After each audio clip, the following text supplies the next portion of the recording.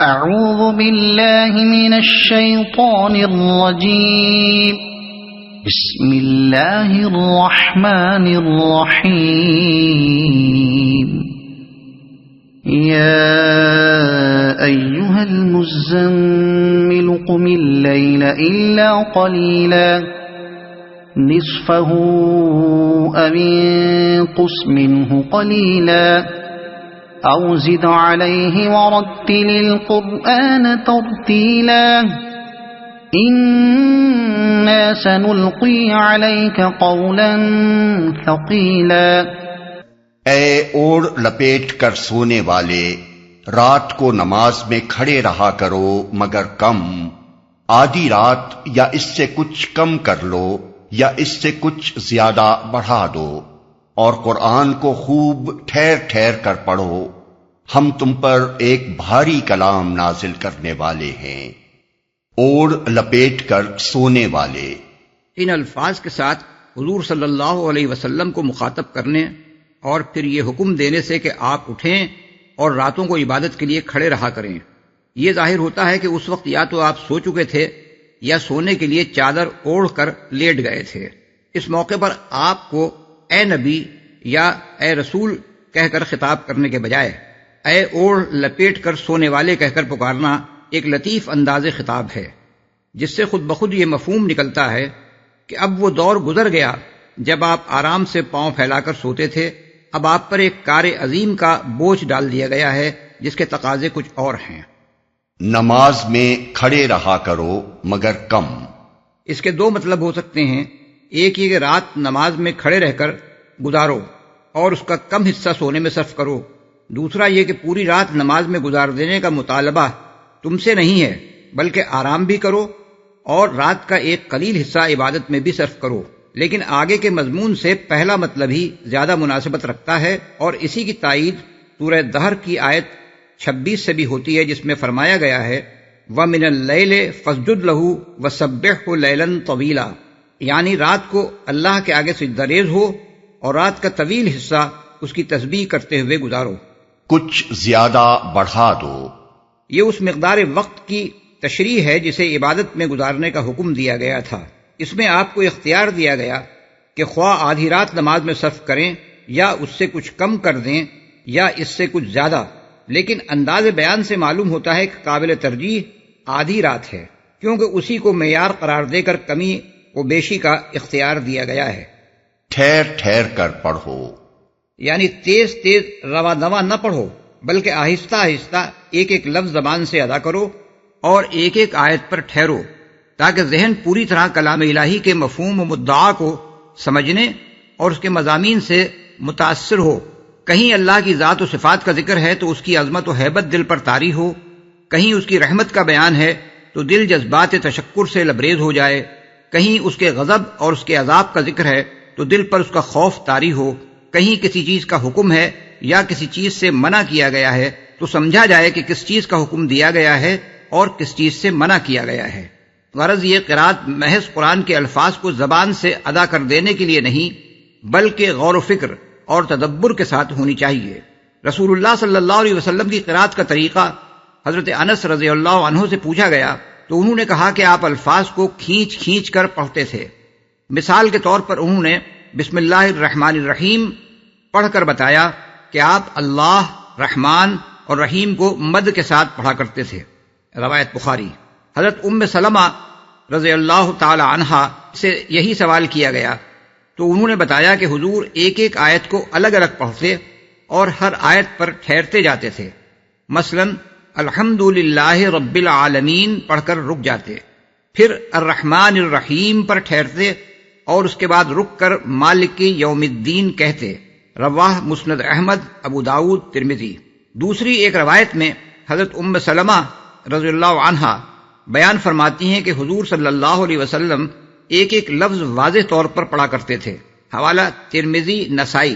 حضرت حذیفہ بن یمان کہتے ہیں کہ ایک مرتبہ میں رات کی نماز میں حضور صلی اللہ علیہ وسلم کے ساتھ کھڑا ہو گیا تو آپ کی قرات کا یہ انداز دیکھا کہ جہاں تسبیح کا موقع آتا وہاں تسبیح فرماتے، جہاں دعا کا موقع آتا وہاں دعا مانگتے، جہاں اللہ تعالیٰ کی پناہ مانگنے کا موقع آتا وہاں پناہ مانگتے، رواہ مسلم و نسائی۔ حضرت ابو ذر کا بیان ہے کہ ایک مرتبہ رات کی نماز میں جب حضور صلی اللہ علیہ وسلم اس مقام پر پہنچے، ان تعذبہم فإنہم عبادک وَإِن تَغْفِرْ لَهُمْ فَإِنَّكَ أَنْتَ الْعَزِيزُ الْحَكِيمُ، یعنی اگر تو انہیں عذاب دے تو وہ تیرے بندے ہیں، اور اگر تو ان کو معاف فرما دے تو تو غالب اور دانا ہے۔ تو اسی کو دہراتے رہے یہاں تک کہ صبح ہو گئی۔ مسند احمد، بخاری۔ بھاری کلام نازل کرنے والے ہیں۔ مطلب یہ ہے کہ تم کو رات کی نماز کا یہ حکم اس لیے دیا جا رہا ہے کہ ایک بھاری کلام ہم تم پر نازل کر رہے ہیں جس کا بار اٹھانے کے لیے تم میں اس کے تحمل کی طاقت پیدا ہونی ضروری ہے، اور یہ طاقت تمہیں اسی طرح حاصل ہو سکتی ہے کہ راتوں کو اپنا آرام چھوڑ کر نماز کے لیے اٹھو اور آدھی آدھی رات یا کچھ کم و بیش عبادت میں گزارا کرو۔ قرآن کو بھاری کلام اس بنا پر بھی کہا گیا ہے کہ اس کے احکام پر عمل کرنا، اس کی تعلیم کا نمونہ بن کر دکھانا، اس کی دعوت کو لے کر ساری دنیا کے مقابلے میں اٹھنا اور اس کے مطابق عقائد و افکار، اخلاق و آداب اور تہذیب و تمدن کے پورے نظام میں انقلاب برپا کر دینا ایک ایسا کام ہے جس سے بڑھ کر کسی بھاری کام کا تصور نہیں کیا جا سکتا، اور اس بنا پر بھی اس کو بھاری کلام کہا گیا ہے کہ اس کے نزول کا تحمل بڑا دشوار کام تھا۔ حضرت زید بن ثابت رضی اللہ عنہ کہتے ہیں کہ ایک مرتبہ رسول اللہ صلی اللہ علیہ وسلم پر وحی اس حالت میں نازل ہوئی کہ آپ اپنا زانو میرے زانو پر رکھے ہوئے بیٹھے تھے۔ میرے زانو پر اس وقت ایسا بوجھ پڑا کہ معلوم ہوتا تھا کہ اب ٹوٹ جائے گا۔ حضرت عائشہ رضی اللہ عنہا فرماتی ہیں کہ میں نے سخت سردی کے زمانے میں حضور صلی اللہ علیہ وسلم پر وحی نازل ہوتے ہوئے دیکھی، آپ کی پیشانی سے اس وقت پسینہ ٹپکنے لگتا تھا۔ رواہ بخاری، مسلم، مالک، ترمذی، نسائی۔ ایک اور روایت میں حضرت عائشہ رضی اللہ عنہا کا بیان ہے کہ جب کبھی آپ پر اس حالت میں وحی نازل ہوتی کہ آپ اونٹنی پر بیٹھے ہوں تو اونٹنی اپنا سینہ زمین پر ٹکا دیتی تھی اور اس وقت تک حرکت نہ کر سکتی تھی جب تک نزول وحی کا سلسلہ ختم نہ ہو جاتا۔ حوالے کے لیے مسند احمد، حاکم، ابن جریر۔ إن ناشئة الليل هي أشد وطئا وأقوم قيلا إن لك في النهار سبحا طويلا واذكر اسم ربك وتبتل إليه تبتيلا رب المشرق والمغرب لا إله إلا هو فاتخذه وكيلا۔ در حقیقت رات کا اٹھنا نفس پر قابو پانے کے لیے بہت کارگر اور قرآن ٹھیک پڑھنے کے لیے زیادہ موزوں ہے۔ دن کے اوقات میں تو تمہارے لیے بہت مصروفیات ہیں، اپنے رب کے نام کا ذکر کیا کرو اور سب سے کٹ کر اسی کے ہو رہو۔ وہ مشرق و مغرب کا مالک ہے، اس کے سوا کوئی خدا نہیں ہے، لہذا اسی کو اپنا وکیل بنا لو۔ رات کا اٹھنا اصل میں لفظ ناشئۃ اللیل استعمال کیا گیا ہے، جس کے متعلق مفسرین اور اہل لغت کے 4 مختلف اقوال ہیں۔ ایک قول یہ ہے کہ ناشئہ سے مراد نفس ناشئہ ہے، یعنی وہ شخص جو رات کو اٹھے۔ دوسرا قول یہ ہے کہ اس سے مراد رات کے اوقات ہیں۔ تیسرا قول یہ ہے کہ اس کے معنی ہے رات کو اٹھنا، اور چوتھا قول یہ ہے کہ اس لفظ کا اطلاق محض رات کو اٹھنے پر نہیں ہوتا بلکہ سو کر اٹھنے پر ہوتا ہے۔ حضرت عائشہ اور مجاہد نے اسی چوتھے قول کو اختیار کیا ہے۔ بہت کارگر، اس میں لفظ اشد و وطآ استعمال ہوا ہے، جس کے معنی میں اتنی وسعت ہے کہ کسی ایک فقرے میں اسے ادا نہیں کیا جا سکتا۔ اس کا ایک مطلب یہ ہے کہ رات کو عبادت کے لیے اٹھنا اور دیر تک کھڑے رہنا چونکہ طبیعت کے خلاف ہے اور نفس اس وقت آرام کا مطالبہ کرتا ہے، اس لیے یہ فعل ایک ایسا مجاہدہ ہے جو نفس کو دبانے اور اس پر قابو پانے کی بڑی زبردست تاثیر رکھتا ہے۔ اس طریقے سے جو شخص اپنے آپ پر قابو پالے اور اپنے جسم و ذہن پر تسلط حاصل کر کے اپنی اس طاقت کو خدا کی راہ میں استعمال کرنے پر قادر ہو جائے، وہ زیادہ مضبوطی کے ساتھ دین حق کی دعوت کو دنیا میں غالب کرنے کے لیے کام کر سکتا ہے۔ دوسرا مطلب یہ ہے کہ یہ دل اور زبان کے درمیان موافقت پیدا کرنے کا بڑا مؤثر ذریعہ ہے، کیونکہ رات کے ان اوقات میں بندے اور خدا کے درمیان کوئی دوسرا حائل نہیں ہوتا، اور اس حالت میں آدمی جو کچھ زبان سے کہتا ہے وہ اس کے دل کی آواز ہوتی ہے۔ تیسرا مطلب یہ ہے کہ یہ آدمی کے ظاہر و باطن میں مطابقت پیدا کرنے کا بڑا کارگر ذریعہ ہے، کیونکہ رات کی تنہائی میں جو شخص اپنا آرام چھوڑ کر عبادت کے لیے اٹھے گا وہ لا محالہ اخلاص ہی کی بنا پر ایسا کرے گا، اس میں ریاکاری کا سرے سے کوئی موقع ہی نہیں ہے۔ چوتھا مطلب یہ ہے کہ یہ عبادت چونکہ دن کی عبادت کی بنسبت آدمی پر زیادہ گراں ہوتی ہے، اس لیے اس کا التزام کرنے سے آدمی میں بڑی ثابت قدمی پیدا ہوتی ہے، وہ خدا کی راہ میں زیادہ مضبوطی کے ساتھ چل سکتا ہے اور اس راہ کی مشکلات کو زیادہ استقامت کے ساتھ برداشت کر سکتا ہے۔ زیادہ موزوں ہے۔ اصل میں اقوم قیلہ ارشاد ہوا ہے، جس کے لغوی معنی ہیں قول کو زیادہ راست اور درست بناتا ہے، لیکن مدعا یہ ہے کہ اس وقت انسان قرآن کو زیادہ سکون و اطمینان اور توجہ کے ساتھ سمجھ کر پڑھ سکتا ہے۔ ابن عباس رضی اللہ عنہ اس کا مفہوم یہ بیان کرتے ہیں کہ اجدر ان یفقہوا فی القرآن، یعنی وہ اس کے لیے زیادہ موزوں ہے کہ آدمی قرآن میں غور و خوض کرے۔ ابو داؤد۔ رب کے نام کا ذکر کیا کرو۔ دن کے اوقات کی مصروفیتوں کا ذکر کرنے کے بعد یہ ارشاد کہ اپنے رب کے نام کا ذکر کیا کرو خود بخود یہ مفہوم ظاہر کرتا ہے کہ دنیا میں ہر طرح کے کام کرتے ہوئے بھی اپنے رب کی یاد سے کبھی غافل نہ ہو اور کسی نہ کسی شکل میں اس کا ذکر کرتے رہو۔ اپنا وکیل بنا لو۔ وکیل اس شخص کو کہتے ہیں جس پر اعتماد کر کے کوئی شخص اپنا معاملہ اس کے سپرد کر دے۔ قریب قریب اسی معنی میں ہم اردو زبان میں وکیل کا لفظ اس شخص کے لیے استعمال کرتے ہیں جس کے حوالے اپنا مقدمہ کر کے ایک آدمی مطمئن ہو جاتا ہے کہ اس کی طرف سے وہ اچھی طرح مقدمہ لڑ لے گا اور اسے خود اپنا مقدمہ لڑنے کی حاجت نہ رہے گی۔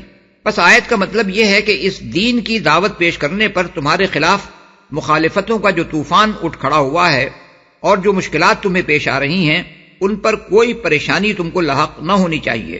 تمہارا رب وہ ہے جو مشرق و مغرب یعنی ساری کائنات کا مالک ہے، جس کے سوا خدائی کے اختیارات کسی کے ہاتھ میں نہیں ہیں۔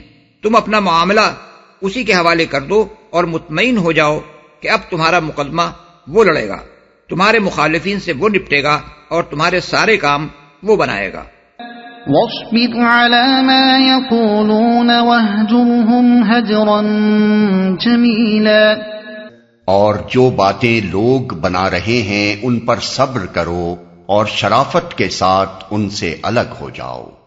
الگ ہو جاؤ کا مطلب یہ نہیں ہے کہ ان سے مقاطعہ کر کے اپنی تبلیغ بند کر دو، بلکہ اس کا مطلب یہ ہے کہ ان کے منہ نہ لگو، ان کی بےہودیوں کو بالکل نظر انداز کر دو اور ان کی کسی بدتمیزی کا جواب نہ دو۔ پھر یہ احتراز بھی کسی غم اور غصے اور جھنجھلاہٹ کے ساتھ نہ ہو، بلکہ اس طرح کا احتراز ہو جس طرح ایک شریف آدمی کسی بازاری آدمی کی گالی سن کر اسے نظر انداز کر دیتا ہے اور دل پر میل تک نہیں آنے دیتا۔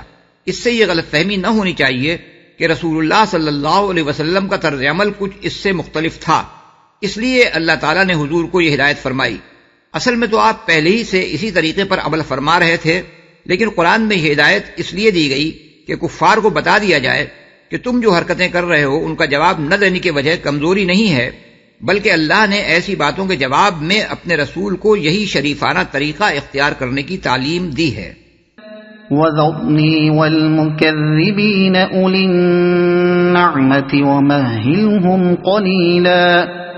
ان جھٹلانے والے خوشحال لوگوں سے نمٹنے کا کام تم مجھ پر چھوڑ دو اور انہیں ذرا کچھ دیر اسی حالت پر رہنے دو، مجھ پر چھوڑ دو۔ ان الفاظ میں صاف اشارہ اس بات کی طرف ہے کہ مکے میں دراصل جو لوگ رسول اللہ صلی اللہ علیہ وسلم کو جھٹلا رہے تھے اور طرح طرح کے فریب دے کر اور تعصبات ابھار کر عوام کو آپ کی مخالفت پر آمادہ کر رہے تھے، وہ قوم کے کھاتے پیتے پیٹ بھرے خوشحال لوگ تھے، کیونکہ انہی کے مفاد پر اسلام کی اس دعوت اصلاح کی زد پڑ رہی تھی۔ قرآن ہمیں بتاتا ہے کہ یہ معاملہ صرف رسول اللہ صلی اللہ علیہ وسلم ہی کے ساتھ خاص نہ تھا، بلکہ ہمیشہ یہی گروہ اصلاح کی راہ روکنے کے لیے سنگ گراں بن کر کھڑا ہوتا رہا ہے۔ مثال کے طور پر ملاحظہ ہو الاعراف آیات 60، 66، 75، 88، المومنون 33، سبا 34، 35، الزخرف 23۔ إن لدينا أنكالا وجحيما۔ وطعاما ذا غصة وعذابا أليما يوم ترجف الأرض والجبال وكانت الجبال كثيبا مهيلا. ہمارے پاس ان کے لیے بھاری بیڑیاں ہیں اور بھڑکتی ہوئی آگ اور حلق میں پھنسنے والا کھانا اور دردناک عذاب. یہ اس دن ہوگا جب زمین اور پہاڑ لرز اٹھیں گے اور پہاڑوں کا حال ایسا ہو جائے گا جیسے ریت کے ڈھیر ہیں جو بکھرے جا رہے ہیں. بھاری بیڑیاں ہیں. جہنم میں بھاری بیڑیاں مجرموں کے پاؤں میں اس لیے نہیں ڈالی جائیں گی کہ وہ بھاگ نہ سکیں، بلکہ اس لیے ڈالی جائیں گی کہ وہ اٹھ نہ سکیں. یہ فرار سے روکنے کے لیے نہیں بلکہ عذاب کے لیے ہوں گی. بکھرے جا رہے ہیں کیونکہ اس وقت پہاڑوں کے اجزاء کو باندھ کر رکھنے والی کشش ختم ہو جائے گی، اس لیے پہلے تو وہ باریک بھربھری ریت کے ٹیلے بن جائیں گے، پھر جو زلزلہ زمین کو ہلا رہا ہوگا اس کی وجہ سے یہ ریت بکھر جائے گی اور ساری زمین ایک چٹیل میدان بن جائے گی. اسی آخری کیفیت کو سورہ طٰہٰ آیات 105 تا 107 میں اس طرح بیان کیا گیا ہے کہ لوگ تم سے پوچھتے ہیں کہ ان پہاڑوں کا کیا بنے گا؟ کہو میرا رب ان کو دھول بنا کر اڑا دے گا اور زمین کو ایسا ہموار چٹیل میدان بنا دے گا کہ اس میں تم کوئی بل اور سلوٹ نہ دیکھو گے. أرسلنا إليكم رسولا شاهدا عليكم كما أرسلنا إلى فرعون رسولا فعصى فرعون الرسول فأخذناه أخذا وبيلا. تم لوگوں کے پاس ہم نے اسی طرح ایک رسول تم پر گواہ بنا کر بھیجا ہے جس طرح ہم نے فرعون کی طرف ایک رسول بھیجا تھا. پھر دیکھ لو کہ جب فرعون نے اس رسول کی بات نہ مانی تو ہم نے اس کو بڑی سختی کے ساتھ پکڑ لیا. تم لوگوں کے پاس. اب مکے کے ان کفار کو خطاب کیا جا رہا ہے جو رسول اللہ صلی اللہ علیہ وسلم کو جھٹلا رہے تھے اور آپ کی مخالفت میں سرگرم تھے. گواہ بنا کر بھیجا ہے. رسول اللہ صلی اللہ علیہ وسلم کو لوگوں پر گواہ بنا کر بھیجنے کا مطلب یہ بھی ہے کہ آپ دنیا میں ان کے سامنے اپنے قول اور عمل سے حق کی شہادت دیں، اور یہ بھی کہ آخرت میں جب اللہ تعالیٰ کی عدالت برپا ہوگی اس وقت آپ یہ گواہی دیں کہ میں نے ان لوگوں کے سامنے حق پیش کر دیا تھا. فَكَيْفَ تَتَّقُونَ إِن كَفَرْتُمْ يَوْمًا يَجْعَلُ الْوِلْدَانَ شِيبًا السَّمَاءُ مُنفَطِرٌ بِهِ كَانَ وَعْدُهُ مَفْعُولًا إِنَّ هَذِهِ تَذْكِرَةٌ فَمَن شَاءَ اتَّخَذَ إِلَى رَبِّهِ سَبِيلًا. اگر تم ماننے سے انکار کرو گے تو اس دن کیسے بچ جاؤ گے جو بچوں کو بوڑھا کر دے گا اور جس کی سختی سے آسمان پھٹا جا رہا ہوگا. اللہ کا وعدہ تو پورا ہو کر ہی رہنا ہے. یہ ایک نصیحت ہے. اب جس کا جی چاہے اپنے رب کی طرف جانے کا راستہ اختیار کر لے جو بچوں کو بوڑھا کر دے گا. یعنی اول تو تمہیں ڈرنا چاہیے کہ اگر ہمارے بھیجے ہوئے رسول کی بات تم نے نہ مانی تو وہ برا انجام تمہیں دنیا ہی میں دیکھنا ہوگا جو فرعون اس سے پہلے اسی جرم کے نتیجے میں دیکھ چکا ہے. لیکن اگر فرض کرو کہ دنیا میں تم پر کوئی عذاب نہ بھی بھیجا گیا تو روز قیامت کے عذاب سے کیسے بچ نکلو گے؟